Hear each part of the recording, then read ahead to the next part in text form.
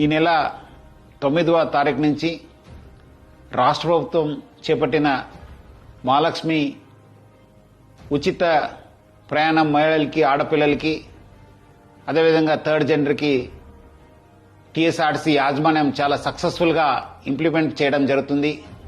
చాలా చోట్ల అనూహ్య స్పందన వచ్చింది. రికార్డ్ స్థాయిలో ప్రయాణికులు మా బస్సులో ప్రయాణం చేయడం జరుగుతుంది.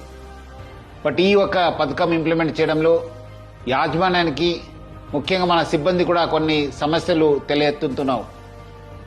ముఖ్యంగా చాలామంది మహిళలు తక్కువ దూరంకి వెళ్లే వాళ్ళు కూడా మన ఎక్స్ప్రెస్ బస్సులో ఎక్కి దూర ప్రాంతం వెళ్లే ప్రయాణికులకి ఇబ్బంది కలిగించే విధంగా ప్రయాణం చేస్తున్నారు.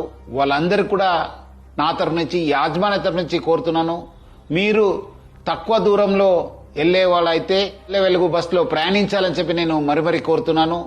అదేవిధంగా కొంతమంది మహిళలు స్టేజ్ కాకుండా మధ్యలో, రోడ్ మధ్యలో ఆపడము, లేదంటే ఎక్కడ కావాలో అక్కడ ఆపండి అని చెప్పి అడుగుతున్నారు. దీనివల్ల కూడా చాలా దూర ప్రాంతంలో వెళ్లే వాళ్ళు కూడా చాలా ఇబ్బంది కలుగుతుంది. స్టేజ్ దగ్గర మాత్రమే మా బస్సు ఆగడం జరుగుతుంది. సో ముఖ్యంగా దీనివల్ల కూడా దూర ప్రాంతం వెళ్లే వాళ్ళు, వేరే ప్రయాణికులు కూడా మేలు జరుగుతుంది. మన కండక్టర్స్ కి, డ్రైవర్స్ కూడా బాగా జరుగుతుంది. లేదంటే కొన్ని చోట్ల మనకు చాలా ఇబ్బంది కలుగుతుంది. మన కండక్టర్స్ కూడా చాలా ఇబ్బంది పడుతున్నారు. ప్రజలు బాగా సహకరించారు. వాళ్ళందరూ కూడా నా తరపు నుంచి, యాజమాన్య తరపు కూడా ధన్యవాదాలు తెలుపుతున్నాను.